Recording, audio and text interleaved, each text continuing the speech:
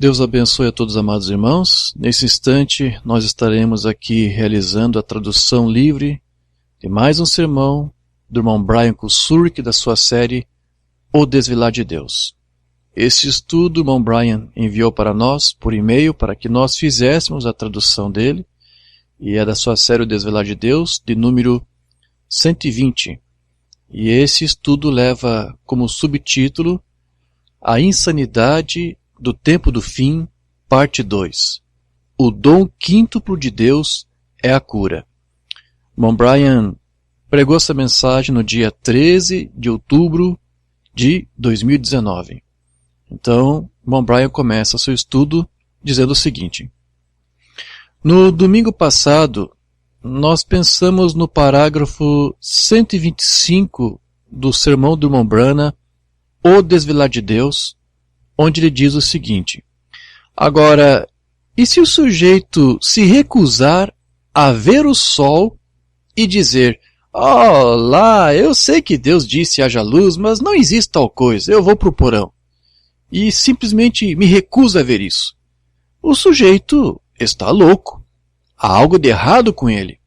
Há algo de errado com um homem ou mulher que pode ver a promessa de Deus e vê-la manifestada e depois se recusar a acreditar nela, porque a denominação puxa um véu sobre isso. Agora observe que ele disse aqui, o homem que vê a manifestação da promessa de Deus, mas se recusa a crer nela por causa do seu filtro denominacional. Ele disse que esse homem está louco. E não é diferente do homem que se recusa a acreditar que há um sol, mas então ele entra no porão para se esconder dele. Paulo falou dessa forma de insanidade lá em Efésios capítulo 4. Logo após ele nos falar sobre o ministério quíntuplo que Deus enviou à igreja como um dom para ajudá-los a amadurecer como filhos de Deus.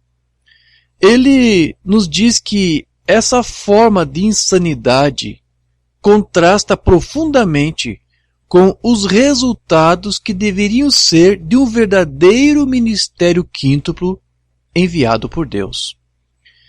Vamos dedicar agora um pouco de tempo para ver essa progressão de que Paulo fala sobre o que o ministério quíntuplo deve fazer pelo povo e logo em seguida o que acontecerá com aqueles que recusarem o que Deus envia para ajudá-los.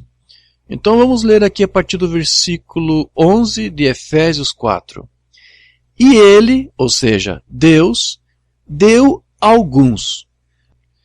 De acordo com o grego aqui, a palavra que está aqui é homens. Isso mesmo, homens. Deus deu homens e foi traduzido como a palavra alguns. E a palavra alguns é um pronome que significa certas pessoas, certos indivíduos, um número não especificado, uma quantia não certa. Então, Deus deu a alguns homens para certos homens e um número não especificado desses homens para serem apóstolos, e alguns profetas, e alguns evangelistas, e alguns pastores e mestres. Observe que todos esses ofícios que Deus estabeleceu na igreja como um dom para a igreja são considerados como plurais. Em outras palavras, Deus não enviou apenas um mestre, ele enviou mestres, porque o Espírito Santo é o mestre e ele usa homens para ensinar. E o propósito desses 5 dons para a igreja que ele diz é, a partir do versículo 12, para o aperfeiçoamento dos santos. Agora, isso não é perfeito como se fosse irrepreensível, pois somos aperfeiçoados dessa maneira através do sangue do inocente Cordeiro de Deus, o Filho primogênito, mas esse aperfeiçoamento é para trazer a maturidade. É para equipar os santos para que eles se tornem filhos de Deus maduros e prontos para a adoção. Ele também disse que a outra razão pela qual Deus estabeleceu esses 5 ofícios na igreja, ele diz aqui, para a obra do ministério. E isso significa que há uma obra que cada um desses ministros deve realizar. Nós não temos tempo para entrar nisso aqui, mas o irmão Branham nos ensinou que cada ofício tem um certo tipo de unção e uma certa maneira pela qual eles fazem ou trazem a palavra de Deus para o povo. No seu sermão Advertência e depois Juízo, o irmão Branham disse o seguinte: mas veja, na igreja há o pastor, e esse pastor é uma pessoa especial. Ele foi edificado para onde ele possa aguentar o barulho do povo. Ele é um portador de encargos, e ele é o boi da equipe. Ele é um homem que pode se acalmar quando alguém tem algo contra outra pessoa e se estabelecer com eles e não tomar nenhum lado, mesmo entre duas famílias. Seja para argumentar ou trazer de volta a doçura. Vê? Ele é um pastor. Ele sabe como cuidar das coisas. O evangelista é um homem especial. Ele é um homem que queima como uma bola de fogo. Ele corre para a cidade e prega a sua mensagem, sai dali em outro lugar. Veja, ele é um homem especial. O professor é um homem especial. O mestre, ele recua sob a unção do Espírito e é capaz de pegar as palavras e reuni-las pelo Espírito Santo para que o pastor ou evangelista não se compare com ele. E então descobrimos que o apóstolo é um homem especial também. Ele é um levantador em ordem. Ele é um homem que é enviado por Deus para colocar as coisas em ordem. Então, você percebe que quando Paulo diz que ele deve fazer a obra do ministério, cada um tem o seu papel e o seu modo de trabalhar sob a unção do Espírito Santo para fazer o que Deus deseja que ele faça. E depois Paulo acrescenta isso, para a edificação do corpo de Cristo. Portanto, ele não está aí para si mesmo, mas está aí para edificar o corpo de Cristo. O ministério não é sobre o ministro, é sobre Deus e como Deus usa esses dons para edificar o corpo de Cristo. A palavra raiz tem a ver com arquitetura e fala de uma estrutura ou de um edifício, e figuradamente fala de confirmação ou construção ou edificação. Agora, a palavra no inglês é edify, que significa instruir ou beneficiar, moral ou espiritualmente, quer dizer elevação. E palavras semelhantes seriam elevação, esclarecer, ensinar, educar, melhorar. Portanto, vemos que esses dons que Deus estabeleceu na igreja são certos homens que são ordenados por Deus e dotados por Deus para elevar, iluminar, ensinar, educar e melhorar os santos que Deus enviou a esses homens para ajudar. E então, ele nos diz quanto tempo esses homens, esses dons de Deus, estarão na igreja e o que tem que acontecer para que eles completem a sua missão. No versículo 13, até. Isso significa até. Então, eles estarão aqui com os santos até que algo aconteça. Portanto, nós precisamos ler para ver o que é que deve acontecer antes que Deus possa, em algum momento, em alguma ocasião, cancelar esses dons na igreja. Até que todos cheguem à unidade da fé e ao conhecimento do Filho de Deus, a um varão perfeito à medida da estatura da plenitude de Cristo.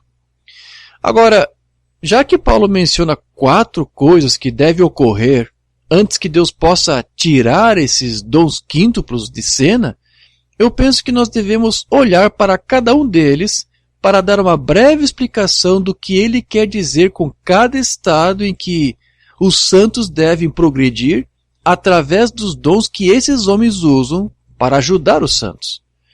Antes de tudo, Paulo disse, até que todos cheguemos à unidade de fé. Agora, esse é talvez o maior julgamento que se impõe diante desses 5 dons, porque dificilmente alguém consegue concordar com algo hoje em dia. Mas observe que ele disse que eles devem chegar a uma unidade de fé. Agora, não é segredo sobre que fé é essa que Paulo está falando aqui, porque pouco antes de dizer isso, ele nos diz que há apenas uma fé. Vamos ler isso por nós mesmos. Isso está em Efésios capítulo 4, a partir do versículo 5. Um só Senhor, uma só fé, um só batismo. Um Deus e Pai de todos, o qual está acima de todos e por todos e em todos. Agora, vamos ler algo que o irmão Brana disse na mensagem O único lugar provido por Deus para adoração, do dia 28 de novembro de 65. Está vendo quem é a porta? Onde Deus pôs o seu nome? Em Jesus. Como você entra em seu nome? Como entra ali? Sendo batizado ali. Como? Por água? Pelo Espírito. Um Senhor, uma fé, um batismo. Esse é batismo do Espírito Santo. O batismo em água somente o põe em companheirismo com o povo, que você reconheceu que aceitou a Cristo. Essa é a verdade, mas é o batismo do Espírito. Eu posso invocar o nome de Jesus sobre você e batizá-lo? Isso não faz que seja assim. Todavia, uma vez que o Espírito Santo realmente, a palavra genuína entre você, a palavra Jesus, então, irmão, a mensagem não é segredo para você, então. Você a conhece, irmão. Ela está toda iluminada perante você. Aleluia! Louvado seja Deus. Amém. Observe que ele disse que quando aquela palavra genuína, que é o Espírito Santo, entrar em você, a mensagem se iluminará diante de você, e a mensagem não será mais um segredo para você. O irmão Peter Getchell me enviou uma citação outro dia que eu usei lá em 1982, quando eu publiquei o meu primeiro livro sobre a presença de Deus. Eu amo essa citação porque ela não apenas fala da presença, mas também nos diz que é preciso um novo nascimento para que você a conheça. Isso está na mensagem Meu Redentor Vive, do dia 10 de abril de 55. Você já parou para pensar esta manhã, ao voltar, isto é, se tornou visível? Ele já está aqui conosco agora. Agora, hoje, imagine que sua presença está aqui hoje. O Senhor Jesus está em outro mundo, ou outra dimensão, aqui mesmo hoje, na forma de espírito. Seu espírito está se misturando com o nosso espírito. Nossos olhos não podem ver ele, porque ainda assim são físicos, a menos que algo aconteça e que possamos ter uma visão. Mas ele está aqui tão visível e tão real quanto foi no dia em que ele falou com Maria no túmulo ou conheceu Cleofas no caminho de Emaús. Sua presença está aqui. Isso pode ser sentido com isso. Sentido com essa carga interna que está no interior do corpo humano chamada de nova terra. A alma foi magnetizada para ele. E de vez em quando você deixa suas mentes concentradas nele, crendo nele, depois de um tempo, algo, uma realidade, você pode sentir algo varrer o seu ser. Essa é a justificação de sua ressurreição. Não é um palpite, não é eu espero que seja assim, mas para todas as pessoas que nascem de novo, é um saber. É isso, você sabe disso, está bem aí. E quando você entra em contato com ele, eu já vi santos dizerem, você pode, a presença do Senhor está perto, está próxima. Eles dizem, ora, há algo, ora, certamente, ele está bem aí. Logo em seguida, ele ressuscitou dentre os mortos e está ao seu lado. Agora, um dia, quando nós formos estar com ele, esses espíritos aqui, que podem sentir esse espírito, pressionam nisso. Então, na ressurreição, quando ele se tornar visível, nós seremos visíveis e teremos um corpo como o seu próprio corpo glorioso. Porque quando viermos do mundo espiritual, ele nos trará com ele. Todos os que estão mortos em Cristo, Deus trará com ele na ressurreição. Ó, que iluminação! Que coisa abençoada! Agora, para mim, há duas coisas importantes que ele disse aqui. Número 1, Cristo está presente. E número 2, apenas aqueles que nasceram de novo é que conhecerão a ele experimentalmente. E isso é ginosco. Nós já cobrimos isso aqui várias vezes antes, para não termos que entrar nisto agora. Mas, voltando ao que Paulo disse, uma vez que ele disse, há um só Senhor, uma só fé e um só batismo, e então ele diz, falando dessa única fé, que Deus usará 5 dons para a igreja, para ajudar a trazer os santos a uma unidade daquela única fé. É por isso que ele diz, até que todos cheguemos à unidade de fé. Observe, a fé, não fé, mas a fé que fala de apenas uma fé. E essa teria que ser a única fé que ele estava falando sobre o único Senhor. Da mensagem de Mombrana Batalhando Diligentemente, 15 de agosto de 55, Mombrana diz assim, agora, foi para disputar a fé, não uma, a única fé. Existe apenas realmente uma fé, um Senhor, um Deus, um batismo, uma fé. Agora, nós temos que voltar para descobrir o que é essa fé. Agora, eu peço a você, como meus queridos irmãos e irmãs, que vocês levem isso em consideração, porque isso deve vir da Bíblia. Agora, pode ser um pouco diferente do que você aprendeu. Quando Jesus veio, a igreja estava esperando que ele viesse, mas ele veio muito diferente, até que eles falharam em reconhecê-lo. Poderia ser assim novamente hoje que a mesma coisa aconteceu? Vamos ver. Agora, se é a fé que foi entregue aos santos, ela terá que vir do Novo Testamento, porque eles eram chamados apenas de santos no Novo Testamento. Então, vamos voltar. E assim nós vemos que você não pode ter uma unidade de fé se acreditar em 2 senhores, por exemplo, porque a única fé é a fé ou a revelação de um único Senhor. E é exatamente isso que William Branham disse lá no seu sermão Os Ungidos dos Últimos Dias. E como Janes e Jambres, Mateus 24, 24, falsos cristos, falsos ungidos, fazendo sinais e prodígios para enganar os escolhidos. Agora, como Janes e Jambres resistiram a Moisés, assim farão estes réprobos. Mente réproba quanto à fé. Não uma fé, a fé. Uma fé, um Senhor, um batismo. Não se pode ter uma fé sem crer em um Senhor. Não se pode ter 2 batismos, e nenhum para o Pai, e Filho e Espírito Santo. Um batismo. Jesus Cristo, isso mesmo.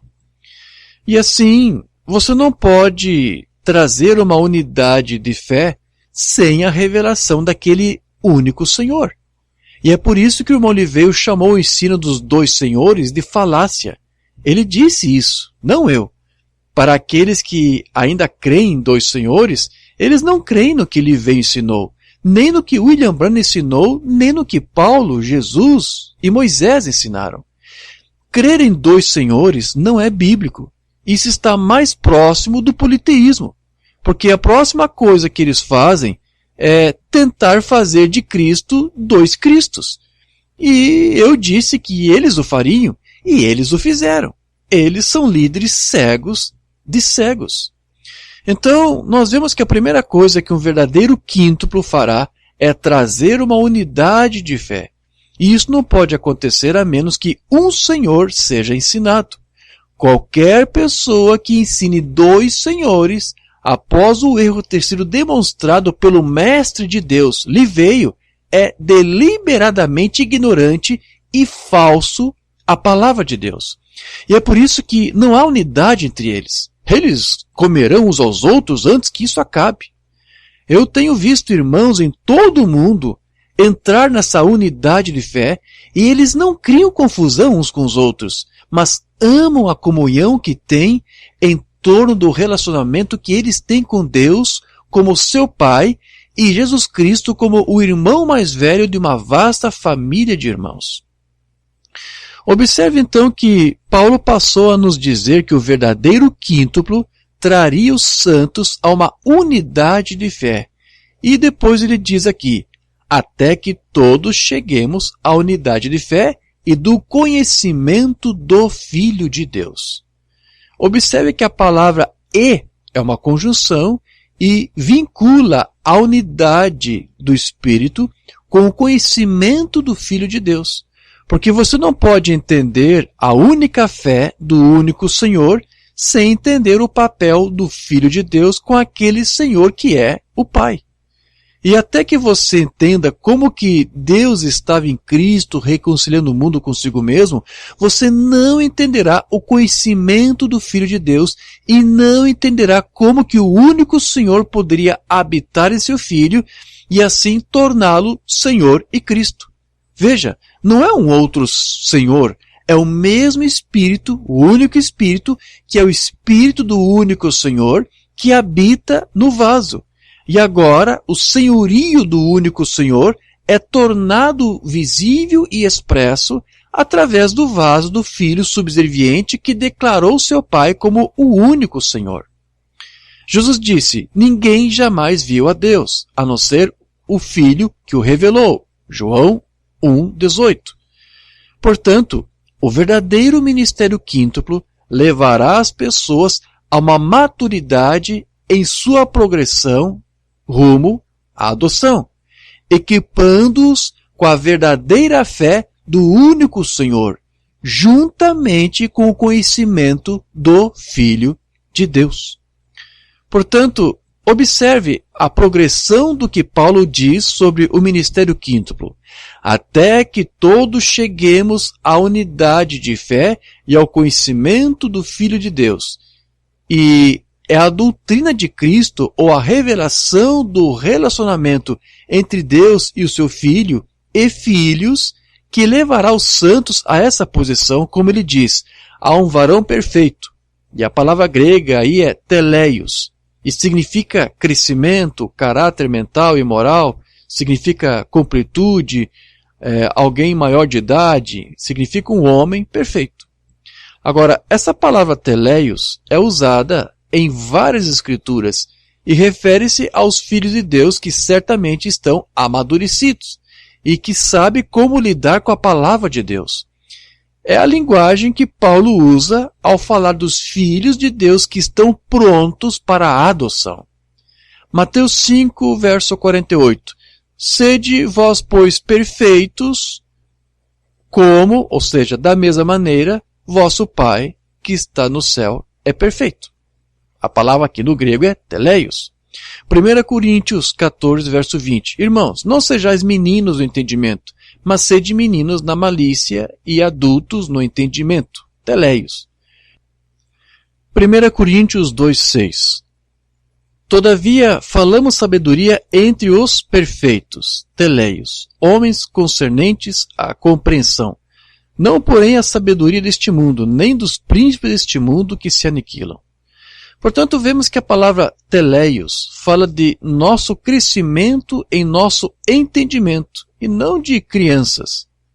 E, de fato, em Filipenses 3,15, Paulo nos informa que nosso ser teleios tem tudo a ver com a mente.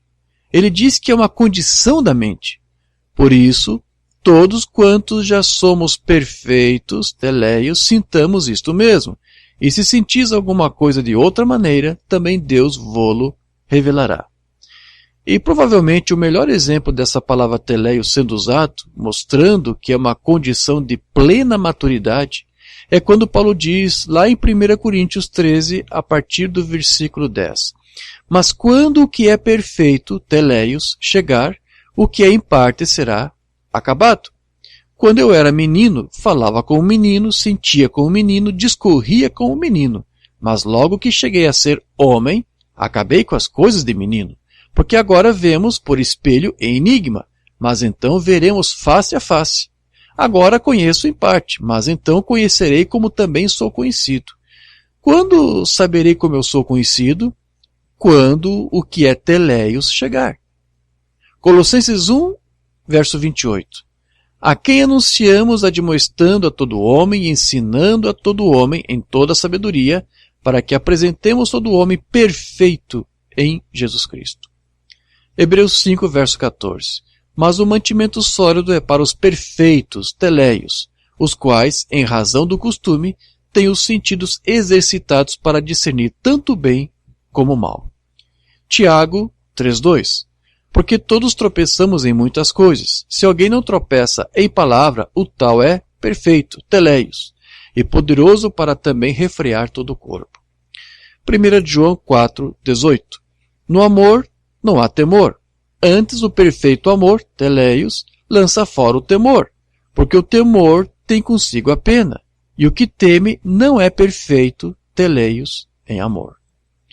Portanto, vemos que existem níveis de amor iguais, mas um amor totalmente maduro é aquele que também entende e, portanto, não tira conclusões precipitadas.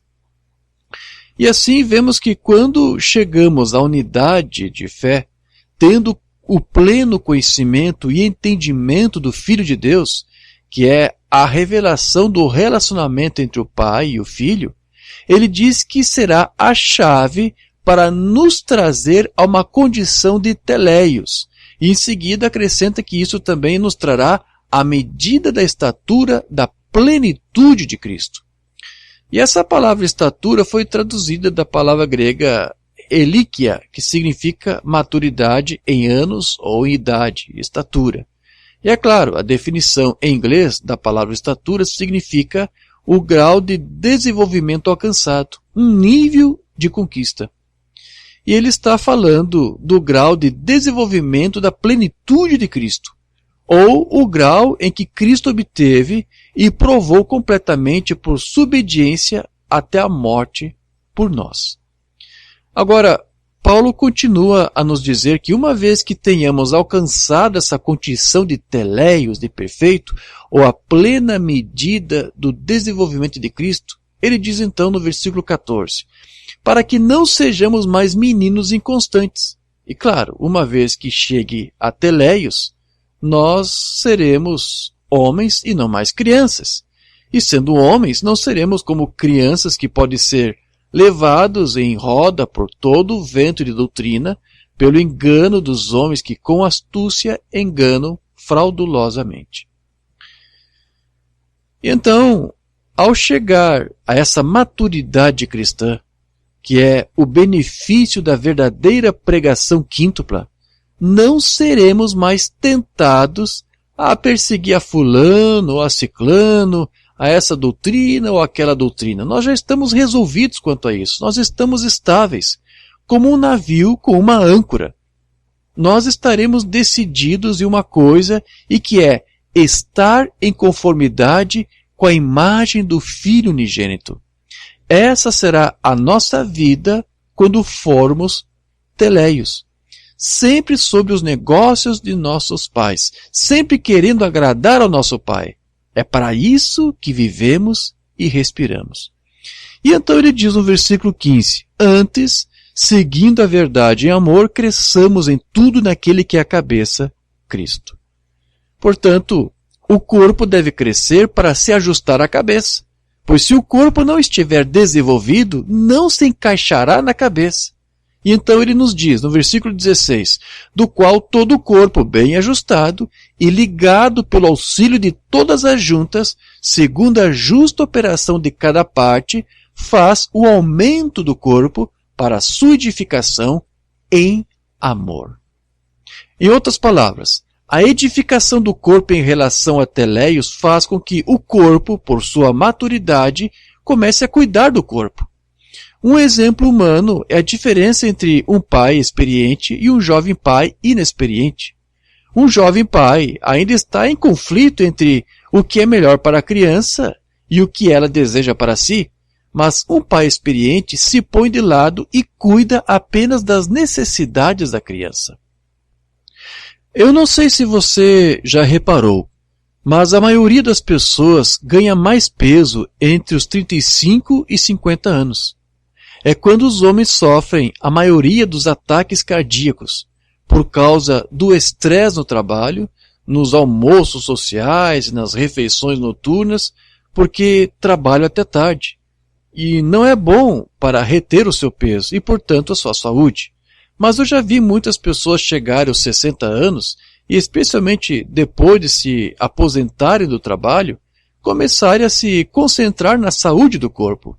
E é isso que um corpo de Cristo de Teleios também fará.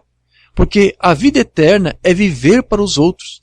Então, o crente teleio vai gastar muito tempo em certificar-se se o corpo de Cristo está sendo edificado e não destruído. Como Paulo declarou em Filipenses 2:4 em diante. Não atente cada um para o que é propriamente seu, mas cada qual também para o que é dos outros, de sorte que haja em vós o mesmo sentimento que houve também em Cristo Jesus, que, sendo em forma de Deus, não teve por usurpação ser igual a Deus, mas esvaziou-se a si mesmo, tomando a forma de servo, fazendo-se semelhante aos homens. E achado na forma de homem, humilhou-se a si mesmo, sendo obediente até a morte e morte de cruz. E o crente teleios também não cuidará de suas próprias coisas, mas cuidará das necessidades dos outros. E assim como Jesus teve que se humilhar para fazer isso, e não se tornou conhecido e assumiu a forma de servo, o crente teleios fará a mesma coisa. Mas então, Paulo nos adverte que aqueles que não apreciam e utilizam os benefícios do dom quíntuplo para ajudá-los a se tornarem teleios, terão um resultado completamente diferente. A partir do versículo 17. E digo isto, e testifico no Senhor, para que não andeis mais como andam também os outros gentios na vaidade de sua mente. Você vê que suas mentes não estão definidas em teleios, ou na estatura de Cristo, mas suas mentes são definidas em rejeitar o dom quíntuplo de Deus. E ele diz que o entendimento deles ficará obscurecido ou entenebrecido. Versículo 18. Entenebrecidos no entendimento. E com o escurecimento da sua compreensão também, vem uma perda da vida de Deus. Como a virgem louca que já teve óleo para iluminar o caminho, e a perda desse óleo traz a escuridão. E assim, separados da vida de Deus. E ele nos diz que ser separado da vida de Deus vem pela ignorância que há neles.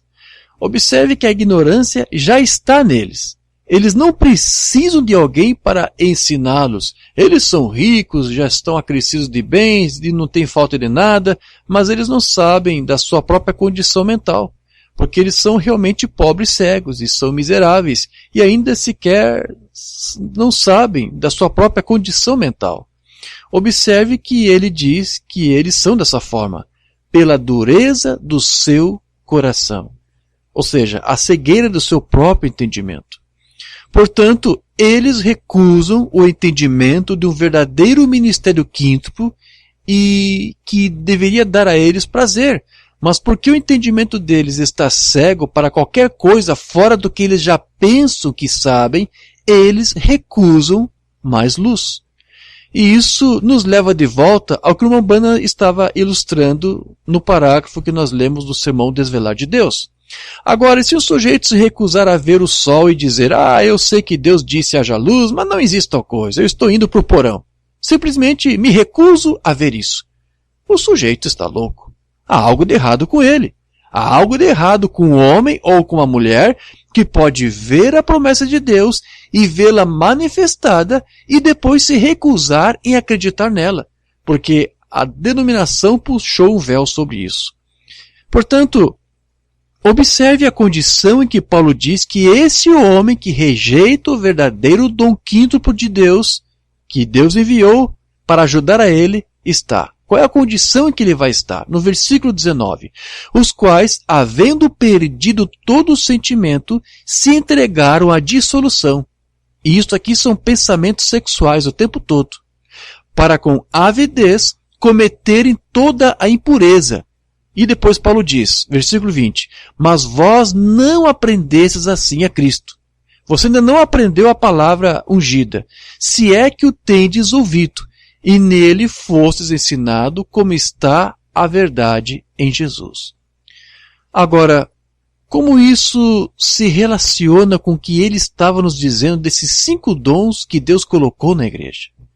Ele diz, se é que o ouvistes e fostes ensinados por ele, como a verdade está em Jesus. Foram ensinados por ele? Sim. Quando o mestre ensina, não é o homem que ensina, mas o Espírito Santo, que é o mestre, que está usando o homem para ensinar através dele. Portanto, recusar o mestre é recusar o próprio Cristo. Foi o que o próprio Senhor Jesus disse lá em João 13, versículo 20. Na verdade vos digo, se alguém receber o que eu enviar, me recebe a mim. E quem me recebe a mim, recebe aquele que me enviou.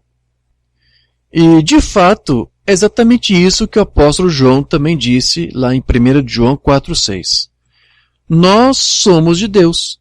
Aquele que conhece a Deus, ouve-nos. Aquele que não é de Deus, não nos ouve. Nisto conhecemos nós o Espírito da verdade e o Espírito do erro.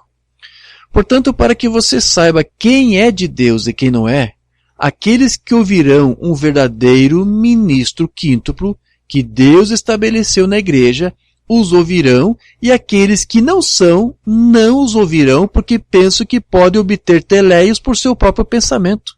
Mas um verdadeiro quíntuplo lhe dirá que você deve morrer para si mesmo, a fim de permitir que a mente de Cristo então venha. Um verdadeiro ministro quíntuplo lhe dirá que enquanto você se contentar em viver a sua própria vida, nunca mais nascerá de novo e será cheio do Espírito de Deus. Somente quando você estiver disposto a morrer para si mesmo, Deus entrará em você para viver sua vida por você. Foi por isso que lhe mostramos, há algumas semanas atrás, que estar em Cristo significa que você está na palavra de Deus ungida. E se você está em Cristo, todas as coisas são passadas e todas as coisas se tornam novas. E é por isso que Paulo nos diz que quando chegamos à condição de teleios perfeitos, amadurecidos, estaremos dispostos a morrer para tudo o que consideramos querido e viver apenas para agradar ao nosso Pai. A partir do versículo 22, que quanto ao trato passado, vos despojeis do velho homem, que se corrompe pelas concupiscências do engano, e vos renoveis no espírito da vossa mente, e vos revistais do novo homem, que segundo Deus é criado em verdadeira justiça e santidade. Por isso, deixai a mentira e falai a verdade cada um com seu próximo, porque somos membros uns dos outros. Irai-vos, e não pequeis. Não se ponha o sol sobre a vossa ira. Não deis lugar ao diabo. Aquele que furtava, não furte mais. Antes, trabalhe, fazendo com as mãos o que é bom, para que tenha o que repartir com o que tiver necessidade. Não saia da vossa boca nenhuma palavra torpe, mas só o que for boa para promover a edificação, para que dê graça aos que a ouvem. E não entristeçais o Espírito Santo de Deus, no qual estáis selados para o dia da redenção. Você pode dizer, como que eu sei quando que eu entristeci o Espírito Santo? Uma vez que sua mente esteja tão completamente teleios com a mente de Cristo, você saberá se você entristeceu o Espírito Santo quando se lamentou pelo que disse ou fez. É quando você sabe que está salvo e cheio do Espírito dele. Portanto, se você é teleio, versículo 31, toda amargura e ira e cólera e gritaria e blasfêmia e toda malícia sejam tiradas dentre vós. Antes, sede uns para com os outros benignos, misericordiosos, perdoando-vos uns aos outros, como também Deus vos perdoou em Cristo. Agora, nós nunca chegamos ao segundo atributo da loucura do fim dos tempos, mas mostramos a você qual é a mente de Cristo. E qualquer coisa que não seja a mente de Cristo, você pode considerá-la insana. Mas eu acho que nós vamos encerrar por agora e retomar na próxima semana o segundo atributo da loucura do tempo do fim. Amém. E assim irmão Brian termina este breve estudo que ele ministrou aqui, que aliás foi domingo passado. Foi um estudo bem breve, né? Aqui o irmão Brian está nos deixando mais uma vez bem claro para nós a importância do ministério quíntuplo que o apóstolo Paulo disse que Deus estabeleceu sobre a igreja. O irmão Brian aqui está dizendo que as pessoas desse tempo do fim estão se tornando doentes, estão se tornando insanas. E isso é na mente, no espírito. E quando uma pessoa ou um grupo deixa de ouvir ao ministério quíntuplo que Deus separou, é quando então eles começam a ficar nessa condição. Então, todos aqueles que estão, por exemplo, aceitando aí aquele ismo que alguns já devem ter ouvido falar, de que você agora só tem que ouvir fitas, porque é um ministério, uma Brana falou em uma mensagem, é um ministério das fitas. Então eles dizem que agora você só tem que ouvir isso, as fitas. Então as pessoas que estão dizendo não precisamos mais do ministério quíntuplo, porque Deus já acabou com o ministério quíntuplo, ou que o ministério quíntuplo ainda tem sua utilidade, mas eles estão aqui apenas para pegar o gravador lá e apertar o play. É essa a função do ministério quíntuplo. Então as pessoas que estão aceitando esse ismo, eles estão correndo sério risco de perderem as suas mentes, de perderem a sua saúde mental, no sentido de ter as suas mentes fechadas para realmente receber uma fé única, uma unidade de fé.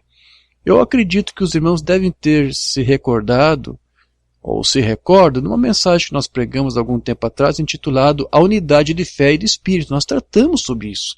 Inclusive, essa palavra teleios, que o irmão Brian aqui separou, nós também comentamos e citamos várias escrituras e explicamos sobre isso. Essa função do ministério quíntuplo, né? Está aqui para nos proporcionar teleios, um aperfeiçoamento, nos levar a um amadurecimento.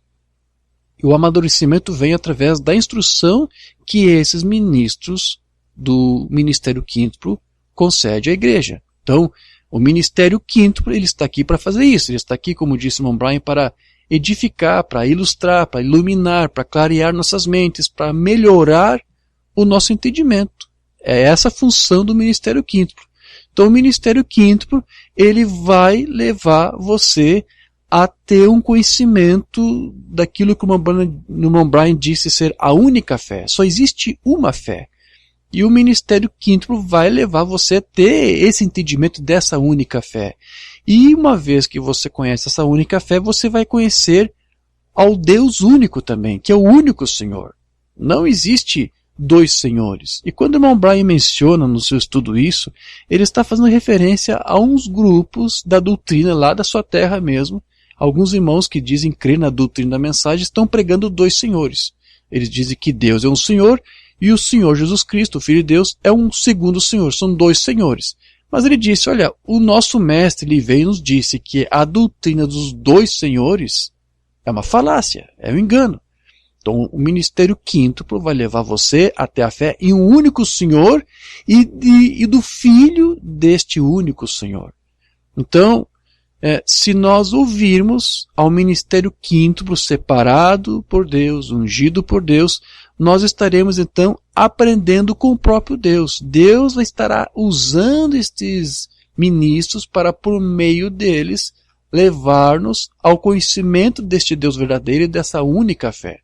Como nós vimos o irmão Brian mencionando no estudo anterior, Deus usa vasos e muitas pessoas olham apenas para os vasos, mas não, você tem que olhar para o Deus que está usando aquele vaso. Então, não é o pastor, não é o mestre, não é o evangelista que te aperfeiçoa, é Deus mesmo, mas ele usa esses vasos, são os meios pelos quais Deus opera ainda em nosso meio na igreja. Então, é Deus que leva a igreja a esse teleios, a esse aperfeiçoamento. Não é um homem, não é o pastor, não é o evangelista, não é o mestre. Mas, para aqueles que dizem que o ministério quíntuplo já acabou, porque as fitas agora já estão aí, elas bastam, elas são suficientes, se você prestou atenção aqui nesse estudo, o irmão Brian aqui dá uma brilhante resposta na Escritura, usando aqui as palavras de Paulo, porque Paulo disse que Deus enviou esse ministério quíntuplo para nos levar até Léios, não é isso? Até que todos cheguem à unidade de fé, até que todos cheguem ao conhecimento do Filho de Deus, até Léios, a maturidade da estatura de varão perfeito. Então, enquanto ainda houver um eleito de Deus para ser tirado lá de Laodiceia, para ser tirado da iluminação, para ouvir esta unidade de fé, para receber o verdadeiro conhecimento do Filho de Deus, então ainda tem que haver um ministério quíntuplo aqui para levar a eles esse conhecimento. Então, o ministério quíntuplo terá que continuar aqui. Então, quando eles dizem que o ministério quíntuplo já acabou, é como se eles dissessem, então não tem mais ninguém mais para ouvir mais nada. Todos já chegaram ao entendimento da verdade, à unidade de fé, ao verdadeiro conhecimento do Filho de Deus, e nós sabemos que não. Ainda há muitos filhos de Deus ainda chegando que precisam ouvir. Então, esse ministério está aqui, porque é essa ferramenta que Deus usa ainda hoje para falar com a noiva de Cristo, ou para preparar uma noiva para o seu Cristo. Esse ministério quíntuplo terá que estar aqui até que toda noiva como um corpo possa estar amadurecida e, como ele disse aqui, encaixar na cabeça que é Cristo. Então, sem esse entendimento correto das Escrituras, que o ministério quíntuplo proporciona, o povo vai ficar com seu entendimento obscurecido, entenebrecido. Ele não vai conseguir discernir mais o certo do errado. E nós sabemos, nos estudos aí do irmão Brian, as duas vinhas são parecidas, o ensino é muito parecido, para enganar, se possível, os eleitos. Os dois espíritos são muito parecidos. Mas, quanto àqueles que rejeitam isto, rejeitam este ministério, rejeitam esse teleios que o ministério quíntuplo proporciona para a noiva, é como se as suas orelhas passassem a ser furadas, né? Naquela ilustração que o Mambano usava. E uma vez que a sua orelha está furada, porque prefere viver debaixo de um filtro denominacional, ele não vai mais conseguir aceitar a sã doutrina. Ele vai negar e vai rejeitar a palavra. E é isso que vai fazer com que muitos cristãos acabem se tornando insanos e doentes. Porque rejeitaram essa ferramenta que Deus ainda está usando, que é o seu ministério, para levar a igreja de Cristo ao aperfeiçoamento. Então, resumidamente, é mais ou menos isso aí que o irmão Brian queria transmitir para nós através desta mensagem. Que, como eu disse, ele nos passou para nós fazermos a tradução e aqui está feito, missão cumprida. Nos próximos dias nós estaremos aí preparando aí também alguns estudos para trazer para os nossos irmãos. É isso, meus queridos. Que Deus vos abençoe no nome de Jesus Cristo. Amém.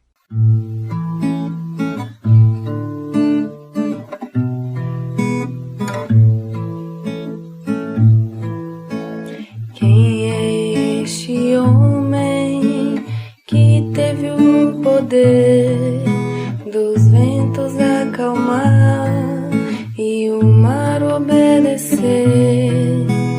Este é o Filho de Deus. Deus na terra enquanto o Pai estava nele.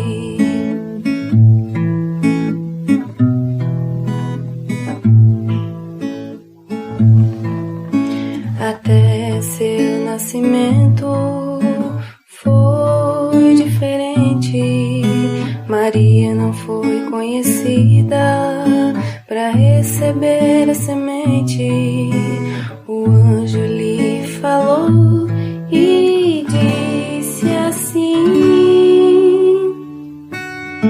receberá um filho e chamará Jesus.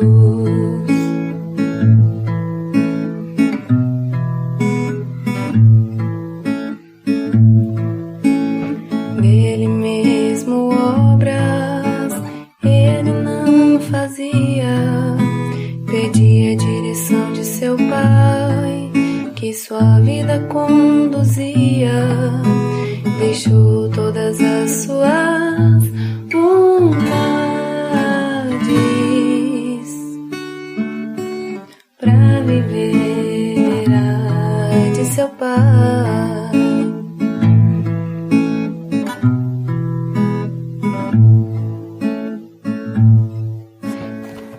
As palavras que eu vos digo, não as digo de mim mesmo. Jesus assim falou, que as obras não eram dele, mas o Pai que está em mim